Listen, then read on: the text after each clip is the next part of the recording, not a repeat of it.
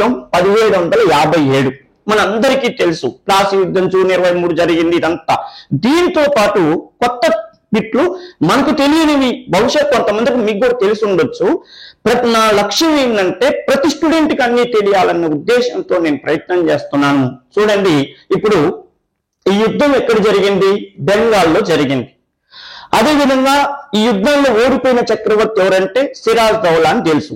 ఈ చార్ట్ గుర్తున్నా చాలు, రేపు మీకు కొంతవరకు మార్కులు సంపాదించుకోవటానికి అవకాశం ఉంటుంది. 1756లో సిరాజ్ దౌలా అనేటటువంటి వ్యక్తి బెంగాల్ చక్రవర్తి అయ్యాడు. వాళ్ళ తాతయ్య ఆలివర్దీ ఖాన్ తర్వాత సిరాజ్ దౌలా అనేటటువంటి వ్యక్తి చక్రవర్తి అయ్యాడు. ఇతడు అప్పటికే బెంగాల్ ప్రాంతంలో బాగా విస్తృతంగా వ్యాపారం చేసుకుంటున్న అన్ని ఈస్ట్ ఇండియన్ కంపెనీలు, అది బ్రిటిష్ ఈస్ట్ ఇండియా కావచ్చు, ఫ్రెంచ్ ఈస్ట్ ఇండియా కావచ్చు, డచ్ ఈస్ట్ ఇండియా కావచ్చు, వీళ్ళందరూ హుగ్లీ నది ఏరియాలో వ్యాపార స్థావరాలను ఏర్పాటు చేసుకొని అద్భుతంగా భారతదేశంలో ఉన్న సారవంతమైన ప్రాంతమైన బెంగాల్ని దోచుకుంటున్నారని ఒక మాటలో చెప్పొచ్చు మనం. దోచుకుంటుంటే తెలివిగల్లవాడు, సమర్థుడు, అత్యంత చిన్న వయసులో చక్రవర్తి అయ్యాడు. ఇతడు చక్రవర్తి అయ్యే టైంకి ఇతనికి 24 సంవత్సరాలు. 24 సంవత్సరాలు యంగ్ డైనమిక్ లో వర్డ్. ఇతడు బ్రిటిష్ వాళ్ళని ఎదిరించాడు. ఎందుకని? మీ వస్తువులను తీసుకొచ్చుకొని ఇక్కడ హుగ్లీ నది ఏరియాలో, అదేవిధంగా కాసిం బజార్ లో మా రాజధాని, మళ్ళీ పర్టికులర్ గా చెప్తున్నా, చాలా మంది పిల్లవాళ్ళకి ఇప్పటికీ కూడా తెలియని విషయం ఏంటంటే, ప్లాసీ యుద్ధం జరిగేటప్పుడు సిరాజ్ దౌలా రాజధాని ఏదంటే కలకత్తా కాదు, ముషీరాబాద్ అనేది రాజధాని. ముర్షిద్ కులీ ఖాన్ అనే వ్యక్తి బెంగాల్ రాజ్యాన్ని స్థాపించినప్పుడు అతడు ముర్షిదాబాద్ అనేటటువంటి దాన్ని రాజధాని నిర్మించాడు. ఇక్కడ మీరు పర్టికులర్ గా గుర్తుపెట్టుకోవాల్సిన విషయం ఏంటంటే, సిరాజ్ దౌలా అనే రూలర్ బెంగాల్కి వచ్చే టైంకి, అంటే వాళ్ళ తాతయ్య తర్వాత వచ్చే టైంకి ముర్షిదాబాద్ లోనేమో సిరాజ్ దౌలా పరిపాలన చేస్తుండు, కలకత్తా సెయింట్ విలియం పోర్ట్ లోనేమో బ్రిటిష్ వాళ్ళు వ్యాపారం చేసుకుంటారు. అర్థమైంది కదా? ఇదంతా మీకు తెలుసు. కలకత్తా నగరాన్ని ఎవరు నిర్మించారంతా మనం సందర్భం వచ్చినట్టు చెప్పుకున్నాం. ఇప్పుడు మనం పర్టికులర్ గా బెంగాల్ ప్లాసీ యుద్ధం గురించి మాత్రమే చెప్పుకుంటున్నాం కాబట్టి, ప్లాసీ యుద్ధం జరిగే సమయానికి లేదా సిరాజ్ దౌలా చక్రవర్తి అయ్యే సమయానికి ముర్షిదాబాద్ అనేది బెంగాల్ రాజుల రాజధాని లేదా నవాబుల రాజధాని. కలకత్తాలో బ్రిటిష్ వాళ్ళు వ్యాపార కేంద్రంలో ఉన్నారు. ఇంకో ముఖ్యమైన విషయం, కలకత్తా లేదా బెంగాల్ ప్రాంతంలో ఒక బ్రిటిష్ వాళ్ళు లేరు, డచ్ వాళ్ళు ఉన్నారు, అదేవిధంగా ఫ్రెంచ్ వాళ్ళు ఉన్నారు. ఈ సమయంలో చక్రవర్తి అయినటువంటి సిరాజ్ దౌలా ఎట్టి పరిస్థితుల్లో ఐరోపా వ్యాపారస్తుల యొక్క పీడ విరగడ చేయాలన్న ఉద్దేశంతో ఇక అడావుడి చేశాడు.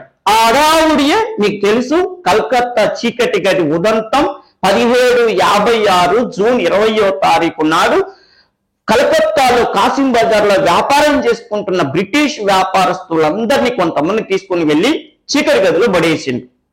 దీన్నే కలకత్తా చీకటి గది ఉదంతం అంటారు. దీనికి ఫైర్ అయినటువంటి బ్రిటిష్ వాళ్ళు సిరాజ్ దౌలా అంతు చూడాలన్న ఉద్దేశంతో, చూడండి, British defeated Siraj Daula in battle of Plassey. Plassey యుద్ధంలో సిరాజ్ దౌలా అంతు చూడాలన్న ఉద్దేశంతో వారితో యుద్ధం చేశారు. ఈ సమయంలో సిరాజ్ దౌలా ఎలా ఓడిపోయినారంతా మనం బిట్ల తర్వాత చెప్పుకున్నాం. అది వాడికి ఎవరు మోసం చేసిందో అసలు వాడి చరిత్ర ఏంటో చెప్పుకున్నాం. సిరాజ్ దౌలాను తీసేసిన యుద్ధం ఏది? ప్లాసీ యుద్ధం 1757. ఓకేనమ్మా? 1757లో ప్లాసీ యుద్ధంలో సిరాజ్ దౌలా అంతు చూశారు. ఈ సమయంలో సిరాజ్ దౌలా సైన్యం ఎంతుందంటే 18,000 సైన్యం. 18,000 సైన్యం ఉంది సిరాజ్ దౌలా ప్లాసీ యుద్ధం చేసేటప్పుడు. మరి రాబర్ట్ క్లైవ్ సైన్యం ఎంత ఉందంటే కేవలం 3,000 సైన్యం ఉంది. ఈ 3,000 సైన్యంతో 18,000 సైన్యాన్ని ఓడించాలంటే అది అయ్యే పని కాదు. అందుకోసం రాబర్ట్ క్లైవ్ కుట్రవన్నీ ఇక చూడండి, సిరాజ్ దౌలా సేనాపతి అయిన మీర్ జాఫర్ ని వాళ్ళ వైపు తిప్పుకున్నాడు. తిప్పుకొని చూడండి, ఆయన్ని తీసేసి మీర్ జాఫర్ ని చక్రవర్తిని చేసిండు. ఇది ఏ సంవత్సరం అంటే 1757. అంటే 17 బెంగాల్ చరిత్ర, బెంగాల్ రాజకీయ చరిత్ర, పొలిటికల్ హిస్టరీ ఆఫ్ బెంగాల్ అనే విషయాన్ని కనుక మనం అధ్యయనం చేస్తే 1756లో సిరాజ్ దౌలా చక్రవర్తి ఘాతం, 1757లో ప్లాసీ యుద్ధం జూన్ 23వ తారీఖు జరగటం, సిరాజ్ దౌలాని తీసేయటం, మీర్ జాఫర్ని చక్రవర్తిని చేయటం జరిగింది. ఓకే కదా. నెక్స్ట్ చూడండి, మీర్ జాఫర్ 1757లో చక్రవర్తి అయితే మళ్ళీ బెంగాల్ హిస్టరీలో ప్రధానమైన సంవత్సరం ఏదంటే 1759. ఎందుకు 1759 అంటే British defeated the Mir Jafar in battle of Chinsura. అందుకే నేను ఎన్సీఆర్టీ బుక్స్ చదవండి బాబు అని నేను ఆఫ్లైన్ క్లాసులో ఎంతో మంది పిల్లవాళ్ళకి, మన 2 తెలుగు రాష్ట్రాల పిల్లలను బతీలాడుకుంటూ చెప్పేది.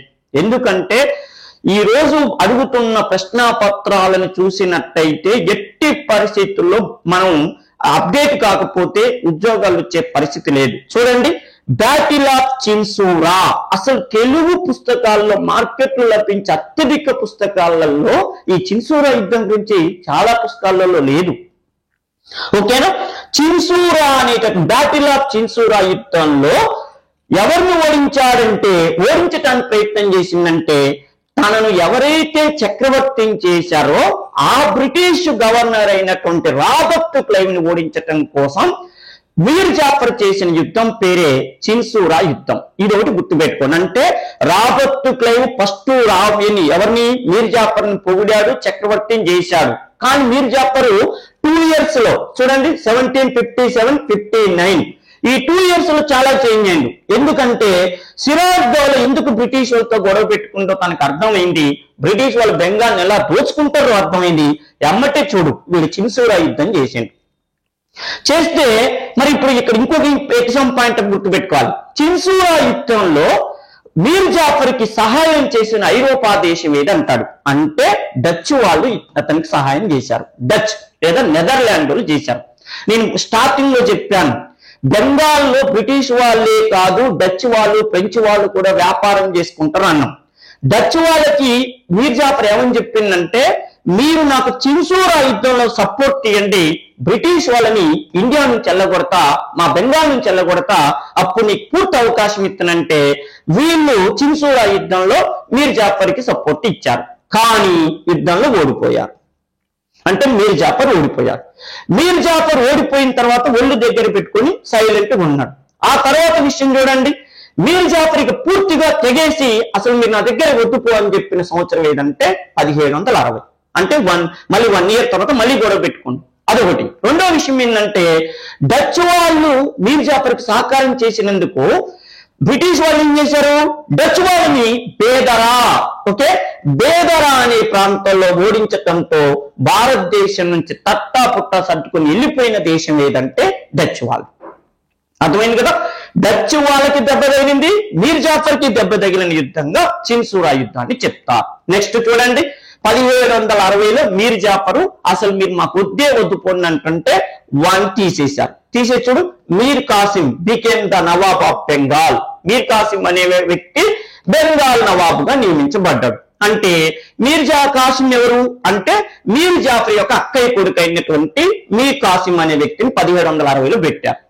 ఆ తర్వాత విషయం ఏంటి, మీర్ కాసిం 1764 వరకు ఉన్నాడు. 1764 వరకు ఉన్న మీర్ కాసిం ఏం చేసిండు, ముర్షిదాబాద్ అప్పటి వరకు రాజధానిగా ఉంటూ వస్తుంటే దాన్ని తీసేసి మాంగీర్ అనే ప్రాంతాన్ని రాజధాని చేసేసరికల్లా బ్రిటిష్ వాళ్ళ అరావుడి తగ్గేసరికల్లా వీడికి చాలా తెలివిగల పనులు చేస్తుండు, మనకి వ్యాపారంలో నష్టం వచ్చేటట్టు చేస్తుందని చెప్పి మళ్ళీ మీర్ కాసిం ని చూడండి, British defeated the Mir Qasim battle of Buxar. 1764లో జరిగిన యుద్ధం, అక్టోబర్ 21, 22 జరిగిన యుద్ధం ఏది, బాక్సార్ యుద్ధం.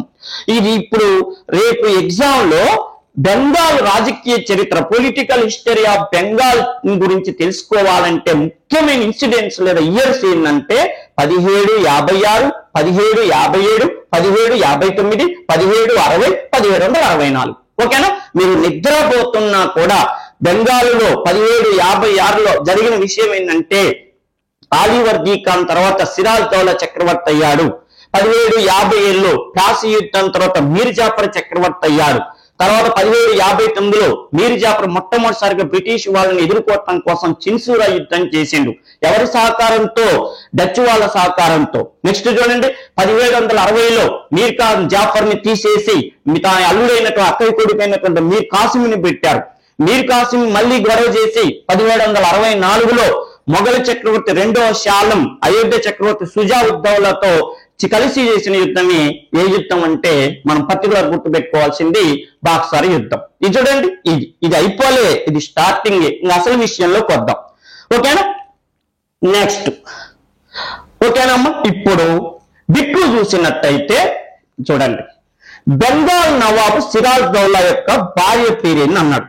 ఈ మధ్య ఎక్కువగా భార్యల పేర్లు అడుగుతున్నారు. నలుగురు చక్రవర్తుల పేర్లు ఇచ్చి వాళ్ళ భార్యల్ని పక్క నుంచి ఎవరి భార్య ఎవరో జతపరచని అంటాడు.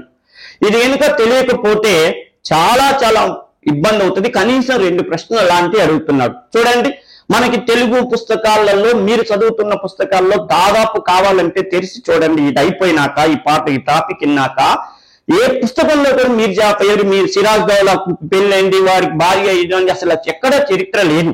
అందుకే ఎన్సీఆర్టీ బుక్స్ చదవండి నాయన అని చెప్పేది. చూడండి, ఇలాంటి ఖచ్చితంగా ఈ మధ్య కాలంలో అడుగుతుంటాడు. ఇక రాబోయే రోజంతా కఠినమైనటువంటిది. అప్డేట్ అయ్యేటటువంటి పిల్లవాళ్ళకే ఉద్యోగాలు వస్తాయి అనేది ఖచ్చితంగా చెప్పగలను. చూడండి, బెంగాల్ నవాబ్ సిరాజ్ దౌలా భార్య పేరేని అన్నాడు. హసీనానా, జీనత్ మహలా, లుప్తిన్నీసనా, బిల్కిన్ జమానా అన్నాడు.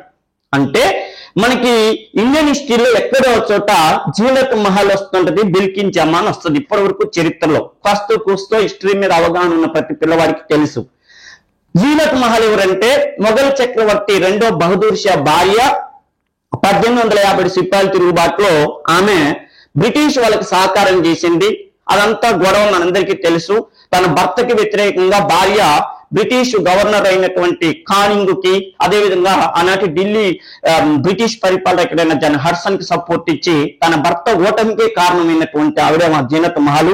నెక్స్ట్ బిల్కిన్ జమాన్ అంటే ఈమె పేరు ఎక్కడ వస్తుందంటే గోల్కొండ నవాబుల్లో జంషీద్ అని ఉంటాడు. కులీ కుతుబ్ షా తర్వాత పరిపాలకుడైన తన కొడుకైన జంషీద్ భార్య పేరు బిల్కిన్ జమాన్. ఇప్పుడు మరి సిరాజ్ దౌలా భార్య పేరు ఏంటయ్యా అంటే లుప్తిన్నీసా. ఓకేనా? లుప్తిన్నీసా. ఇక చూడండి, లుప్తిన్నీసా ఇది ఒక పెద్ద లవ్ స్టోరీ. ఒక హిందూ అమ్మాయిని మనవాడు పెళ్లి చేసుకున్నాడు. రేపు ఒకవేళ ప్రశ్న ఈ వేరే టైప్ లో కూడా అడగొచ్చు.